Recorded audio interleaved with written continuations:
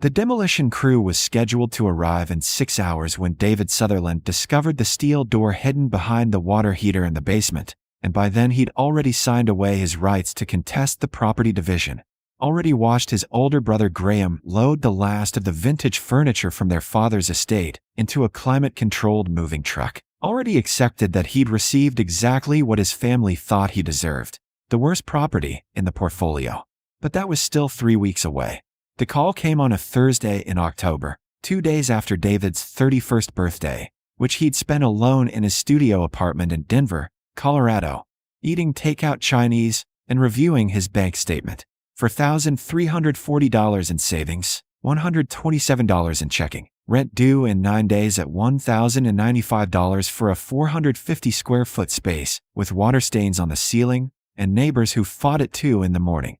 He'd been working as a junior accountant at a medical billing firm for 4 years, making $41,000 annually before taxes, passed over for promotion 3 times in favor of colleagues who hadn't made the mistake of being honest about their limitations during performance reviews. The attorney's voice on the phone was professionally sympathetic. "Mr. Sutherland, I'm calling regarding your father's estate. Harrison Sutherland passed away last Tuesday. The will reading is scheduled for Monday at 10 a.m. in Boulder." David sat down slowly on his apartment's single chair, a folding metal thing he'd bought at Target.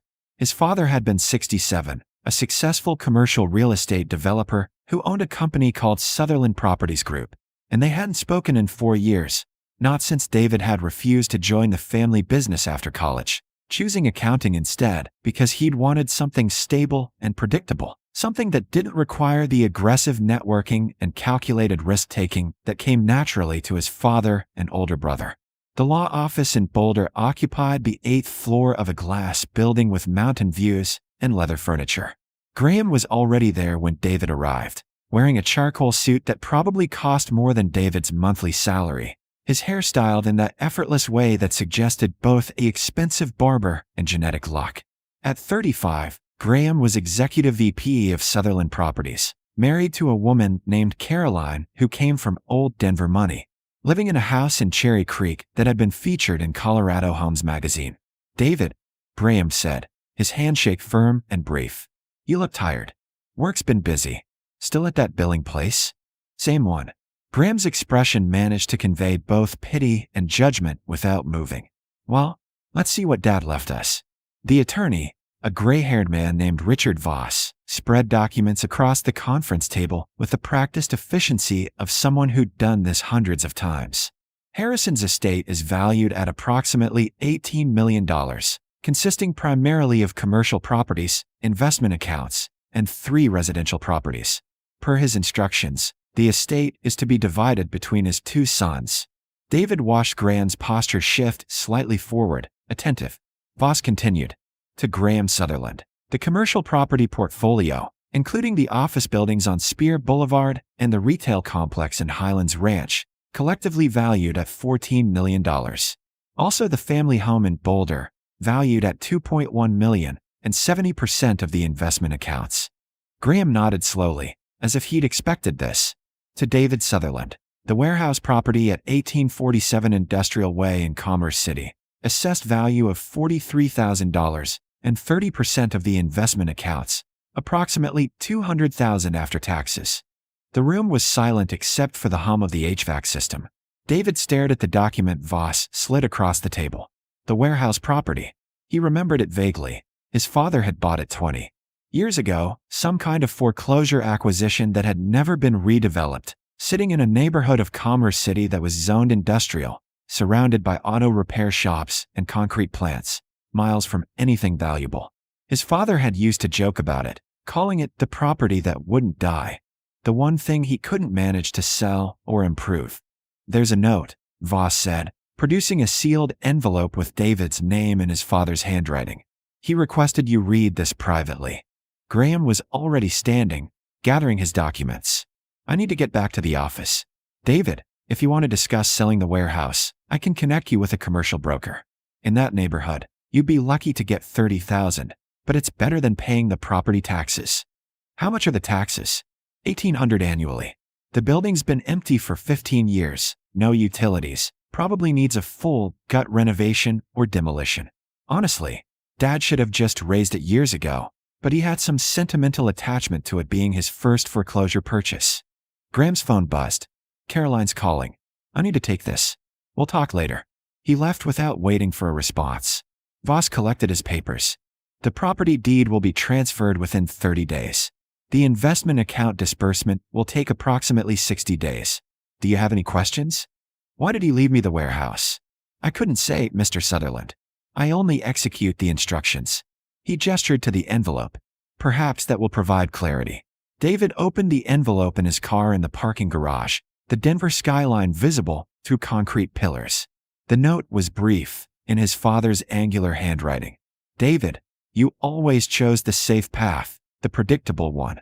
You never understood that real value is hidden where others refuse to look. The warehouse is yours. What you find there will prove whether you learned anything from me after all. The demolition permit expires December 1st. After that, the city will condemn the property, and you'll lose everything. Don't waste time. HS. The warehouse stood at the dead end of Industrial Way in Commerce City, a part of the Denver metro area that real estate agents described as emerging, but that looked like it had been declining for decades. David pulled up at 7:30 on a Saturday morning in late October, the sunrise casting orange light across a landscape of chain-link fences, potholed asphalt, and buildings with broken windows.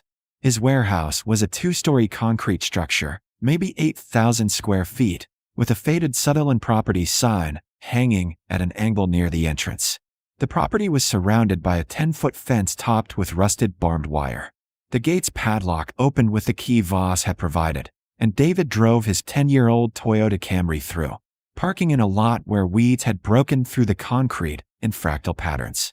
The building's exterior was tagged with graffiti, its metal roll-up doors dented and weathered. Every window was either boarded or broken. He'd spent the previous week researching the property. County records showed it had been built in 1972 as a textile warehouse, had changed hands 4 times, and was purchased by his father in 2003 for $38,000 after the previous owner defaulted on property taxes. His father had never done anything with it. No renovation permits, no lease agreements, no improvements of any kind. Just $1,800 annually in taxes for 20 years. The demolition permit was real. David had called the city and confirmed it, filed 6 months before his father's death, scheduled for December 1st unless canceled. Cost to cancel, $1,200. Cost to demolish, covered by the city, but David would forfeit the property entirely. He'd driven past the warehouse twice during the week, trying to see what his father had seen, trying to understand why this property mattered enough to include in the will with a cryptic note about hidden value. The neighborhood was zoned industrial, which meant limited development potential. Comparable properties were selling for $20,000 to $40,000, but only to buyers who needed cheap warehouse space for auto repair or storage. The building was too old and damaged for any legitimate commercial tenant. Graham had texted him once. Have you looked at the warehouse yet? Don't waste money on it. Just let it go to demolition. Dad was sentimental about weird things. David approached the main entrance, a steel door with 4 different locks. 3 of the keys on Voss's keyring didn't work. The 4th opened all 4 locks in sequence, as if they'd been deliberately rekeyed. The door swung inward with a metallic groan. The interior was dark, cold, and smelled of concrete dust and stagnant air. David's flashlight beam swept across an open floor plan, empty except for support columns, the ceiling 20 feet overhead with exposed ductwork. The floor was cracked concrete. The walls were bare except for old electrical conduit. Everything was covered in dust thick enough to show his footprints. He spent 2 hours searching the main floor and found nothing except evidence of occasional homeless encampments and an infestation of pigeons in the rafters. The second floor was accessed by a metal staircase in the building's northwest corner, and it was equally empty. Just 2 large rooms that might have been offices once, their windows boarded, their floors littered with broken furniture and old filing cabinets. By noon, David was ready to give up. The building was exactly what it appeared to be, worthless. His father's note was either a cruel joke or the rambling of a man who'd romanticized a bad investment. David sat on the concrete floor of the main warehouse, eating a sandwich from a gas station, and calculated his options. $200,000 from the investment accounts, minus taxes, would leave him with maybe $140,000. Enough to put a down payment on a modest condo. Enough to build a genuine emergency fund. Enough to finally feel secure. The warehouse would cost him $1,200 to save and $1,800 annually in taxes, money he couldn't afford to waste on a property with no potential. He was about to leave when he noticed the irregularity in the floor pattern. The concrete throughout the warehouse was poured in sections, with expansion joints every 20 feet forming a grid. But in the southeast corner, one section was slightly different, smoother, newer, the color a shade lighter. David knelt, running his hand along the seam. It wasn't an expansion joint. It was a cut line, almost invisible, forming a 10-foot square. He found a pried bar in his car's emergency kit and worked it into the seam. The concrete panel was actually a slab only 2 inches thick, reinforced with steel mesh but designed to lift. Beneath it was a steel hatch with a recessed handle and a digital keypad. David sat back, his heart suddenly loud in the empty warehouse. The keypad required a 6-digit code. He tried his father's birthday, Graham's birthday, his own birthday. Nothing. He tried the property address, the year the building was built, random sequences.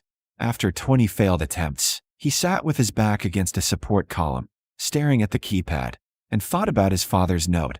You never understood that real value is hidden where others refuse to look. Then he remembered something. When he was 12, his father had taken him to the office one Saturday and shown him the company's first property acquisition file, the foreclosure that started Sutherland Properties. The property address had been 184718, a number his father had called lucky. He'd made David memorize it. David typed 1-8-4-7-1-8. The keypad beeped twice, and the hatch unlocked with a mechanical click that echoed through the empty warehouse. He lifted the hatch.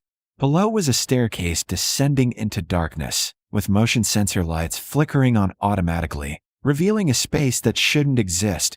A climate-controlled vault 20 feet below the warehouse floor, its walls lined with shelving units and filing cabinets, its center dominated by a large table covered with documents.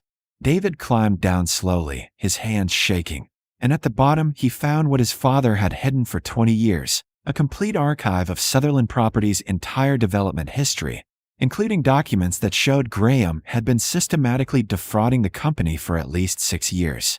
The vault was a perfect cube, 15 feet on each side, with LED lighting and a dehumidification system powered by a generator hidden in a separate underground chamber. The temperature was controlled at 68 degrees, and the air was dry. David stood at the bottom of the stairs for a full minute, his flashlight redundant in the bright lighting, trying to process what he was seeing. The table held dozens of file folders, each labeled with dates and property names. David opened the first one randomly. Highland Ranch Retail Complex, 2016 to 2019.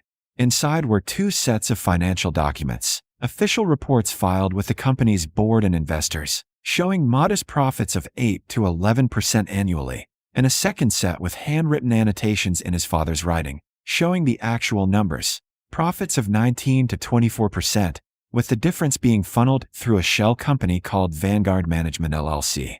He opened another folder. Same pattern. And another.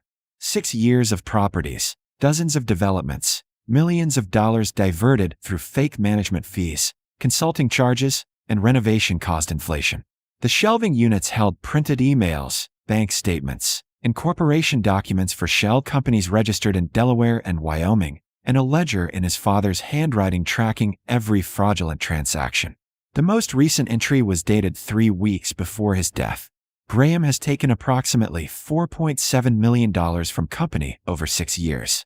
Caroline's family investment fund, Whitmore Capital, is likely aware and complicit. Several wire transfers route through their accounts. I no longer have the energy to fight this publicly, but David needs to know the truth about what he walked away from and what his brother became. At the bottom of the ledger was a note. If you're reading this, you found the vault.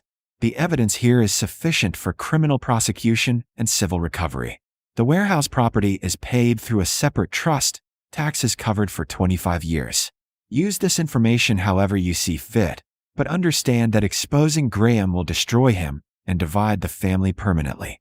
The choice has always been yours, the safe path or the hard truth. HS.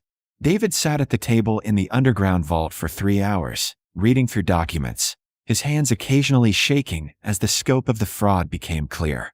Graham hadn't just been stealing from the company. He'd been positioning himself to take complete control after their father's death, using the stolen money to invest in side projects that would eventually compete with Sutherland properties, slowly bleeding the company while building his own empire. The investment accounts their father had left them, Graham's 70% and David's 30%, were what remained after Graham's theft.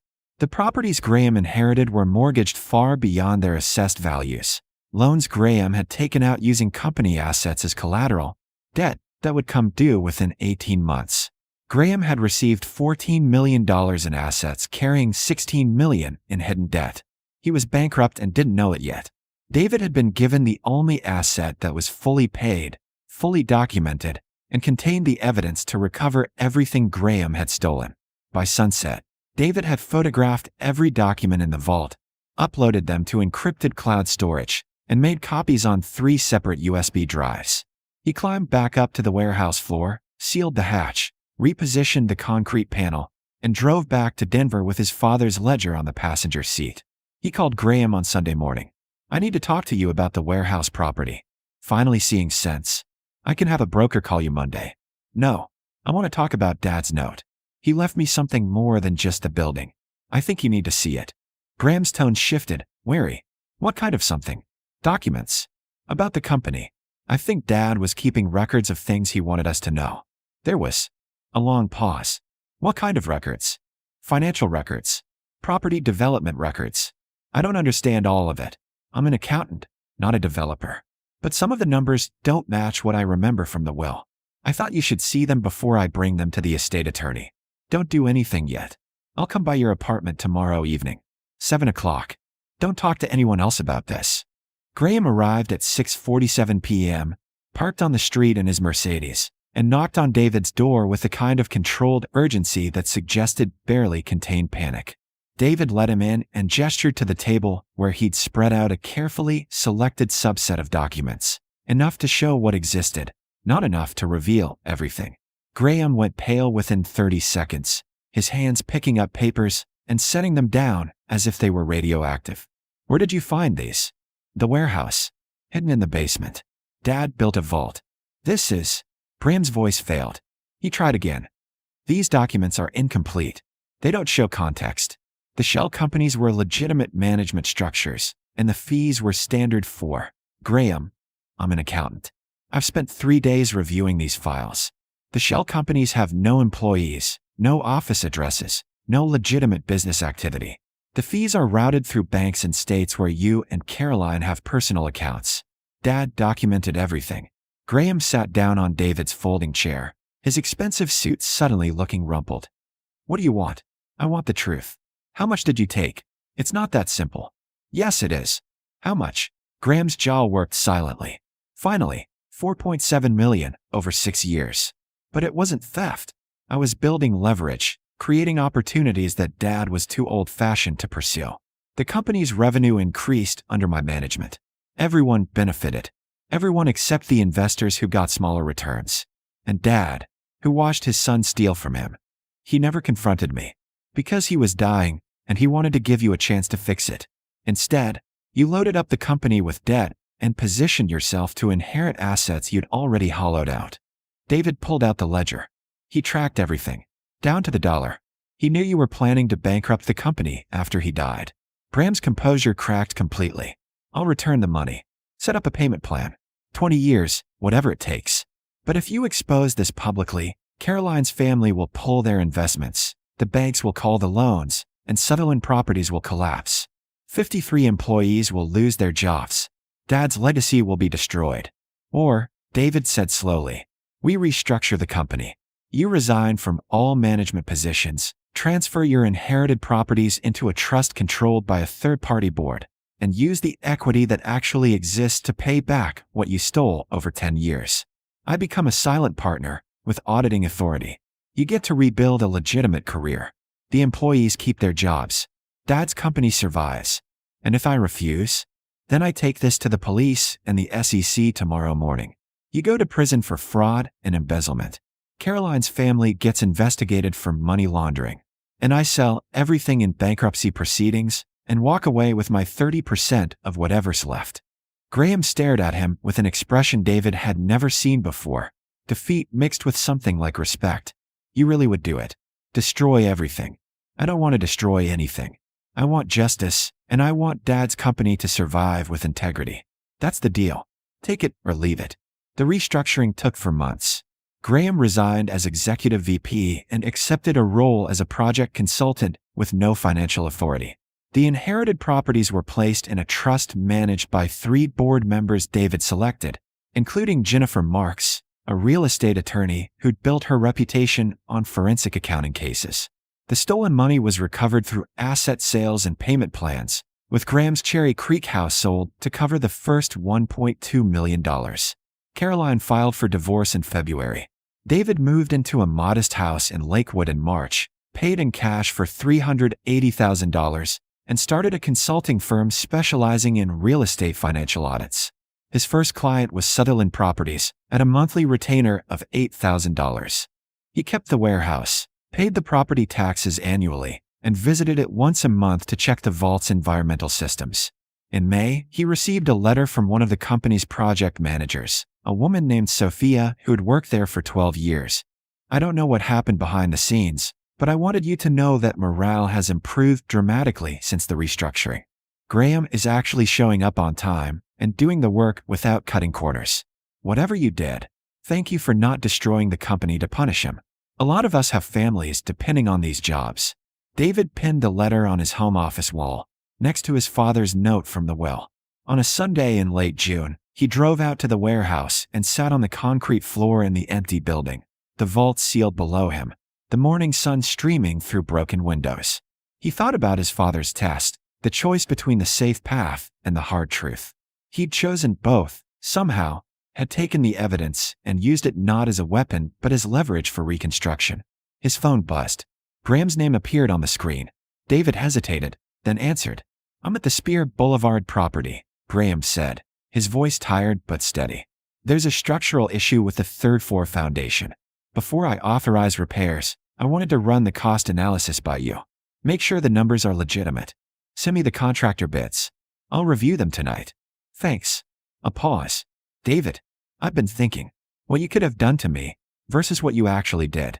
I don't think I understood the difference until now." "We're brothers," David said. "That still means something, even when it's complicated."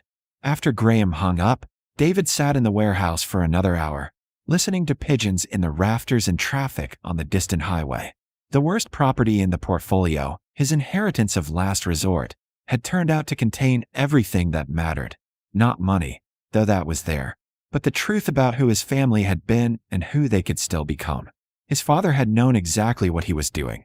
The warehouse wasn't a test of greed or ambition. It was a test of character, of whether David would use power to destroy or to heal.